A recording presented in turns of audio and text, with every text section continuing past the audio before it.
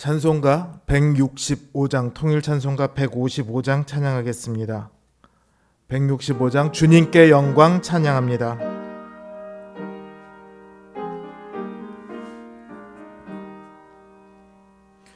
주님께 영광, 다시 사신 주, 사망 권세 모두 이기시었네.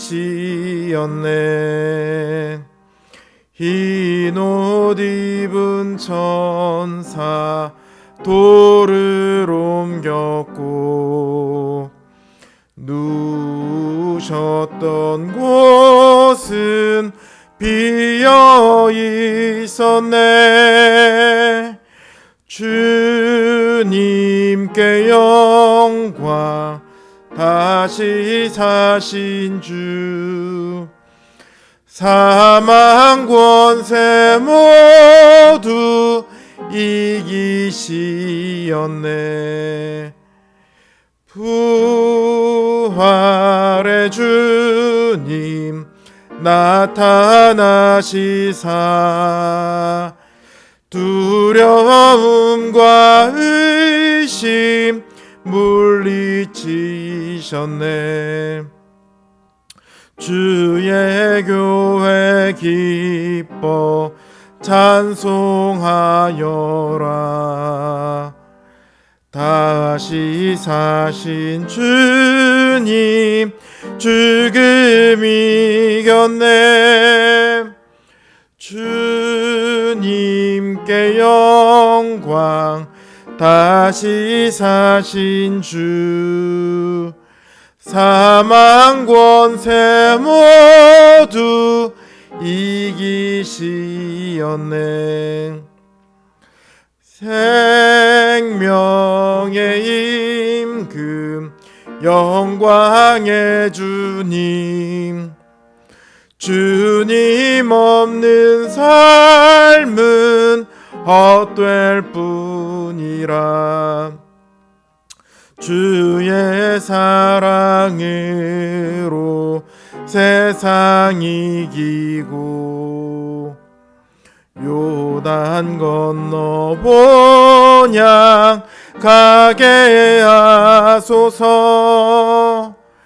주님께 영광, 다시 사신 주, 사망 권세 모두 이기시었네.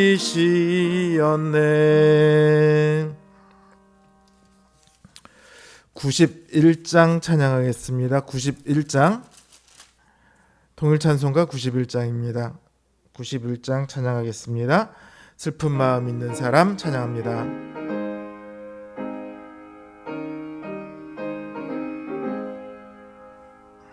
슬픈 마음 있는 사람, 예수 이름 믿으면 영원토록 변함없는 기쁜 마음 얻으리.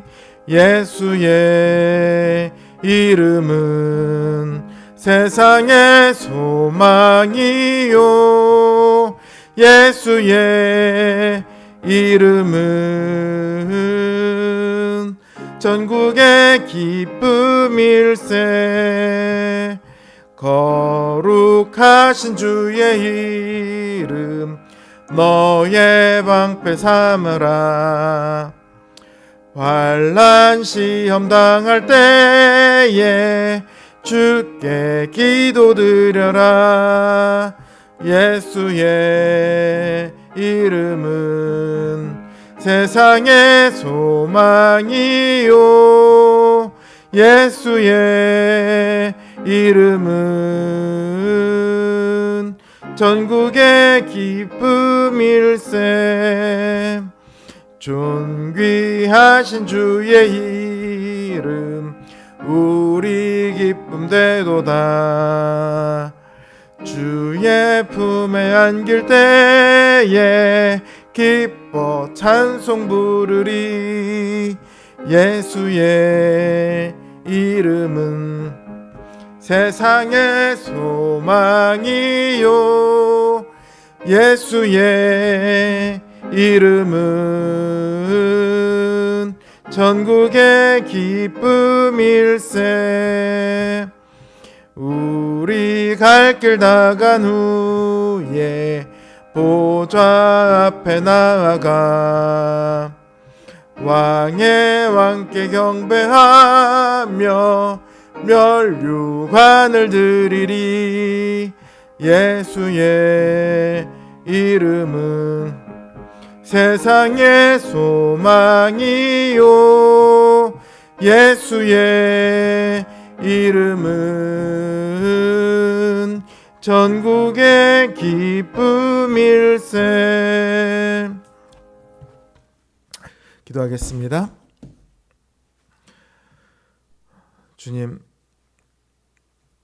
주님이 계셔서 오늘 이 하루 우리가 은혜 가운데 지내고 이 저녁 하나님 아버지 앞에 고개를 숙입니다. 주님이 안 계셨더라면 우리의 매일매일이 어떻게 되었을지 우리는 감히 짐작조차 할 수 없습니다. 우리가 생각하지 못할 때에도 주님께서는 우리를 지켜 보호하셨고 우리가 깨닫지 못하는 방식으로 주님은 우리를 인도하셨으며 늘 우리와 함께 계셔서 우리의 능력이 되시고 힘이 되셨음을 우리가 믿음으로 고백합니다. 주님, 이 시간 그 주님을 우리가 의지하여 소망을 가지고 주님 앞에 나아옵니다. 주님의 그 사랑과 은혜가 우리를 향하여 끊이지 않기에 우리가 감히 소망을 품을 수 있습니다. 저 영원한 나라의 소망과 이 땅에서 주님 안에서의 평안한 삶을 우리가 꿈꿀 수 있습니다. 주님, 이 시간 우리가 그 소망이 더욱 굳건한 믿음이 되기를 원합니다. 우리 가운데 확신을 부어 주시옵시고 그 주님을 의지하여 모든 시간 가운데 더욱 기쁨으로 즐거움으로 평안함으로 거할 수 있도록 주님 우리에게 큰 은혜를 더하여 주시옵소서. 주님을 의지하며 기도하는 우리의 모든 간구를 주님 들어주시옵시고 선하신 뜻대로 응답하여 주시옵소서. 예수님의 이름으로 기도드립니다. 아멘. 하나님 주신 말씀 역대상 21장 28절에서 22장 5절 말씀입니다. 역대상 21장 28절에서 22장 5절 말씀입니다.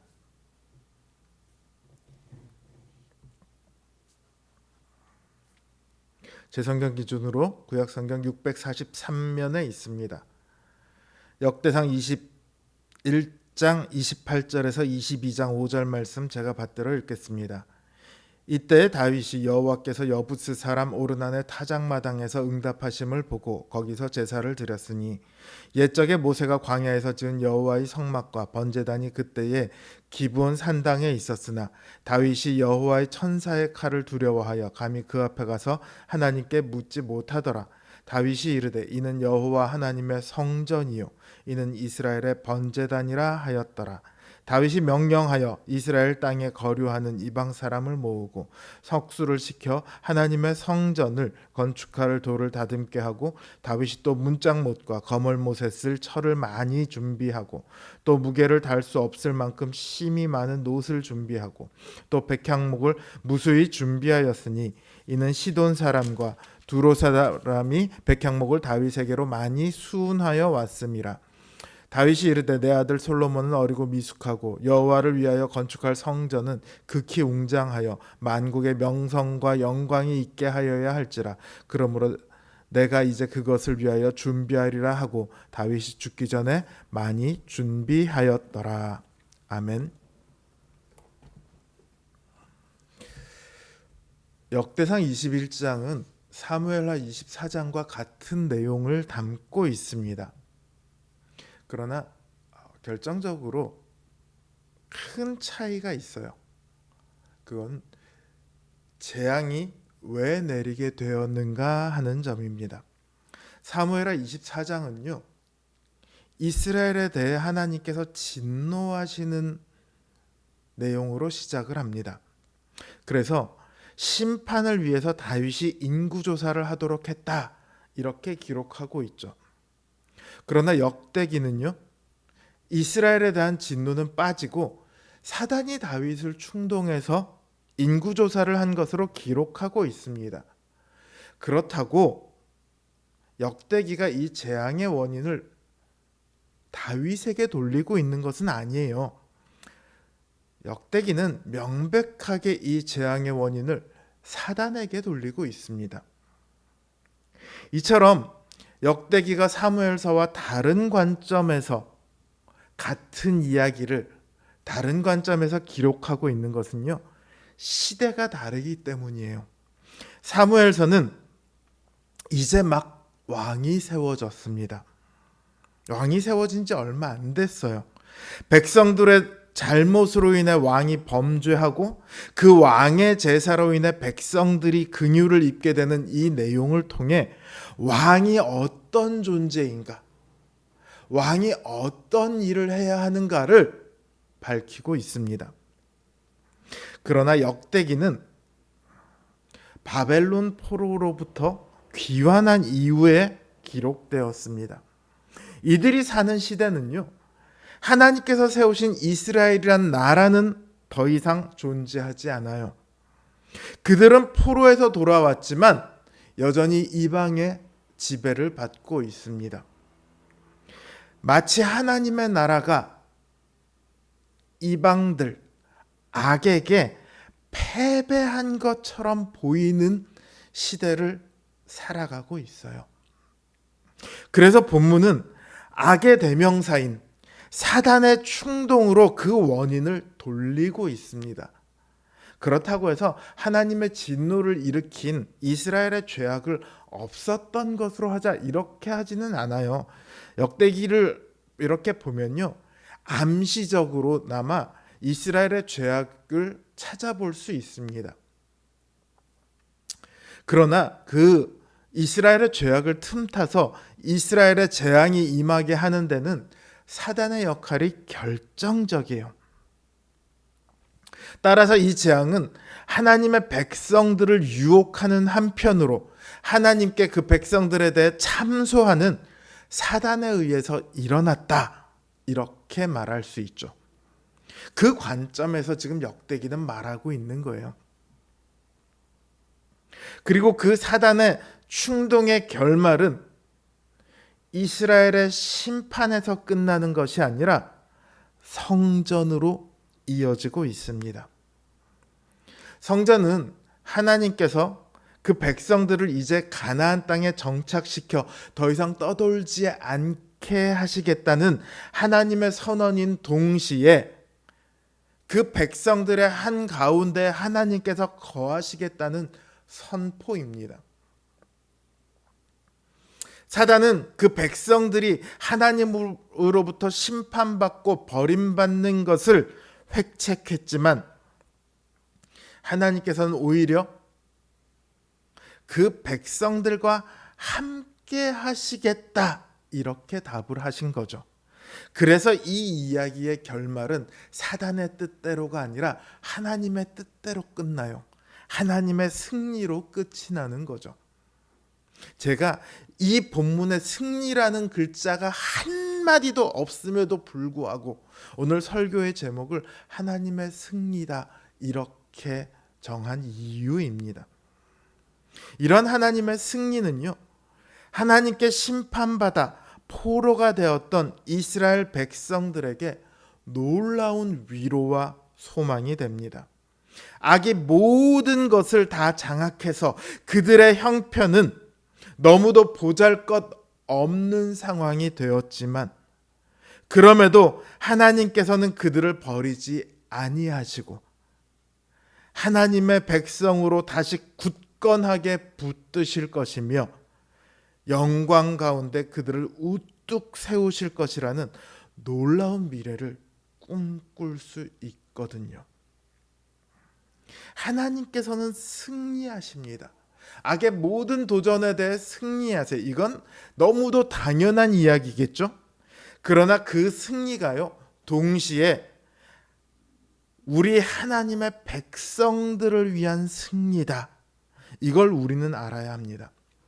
악의 모든 도전은요, 하나님을 깎아내리고자 하는 게 아니에요.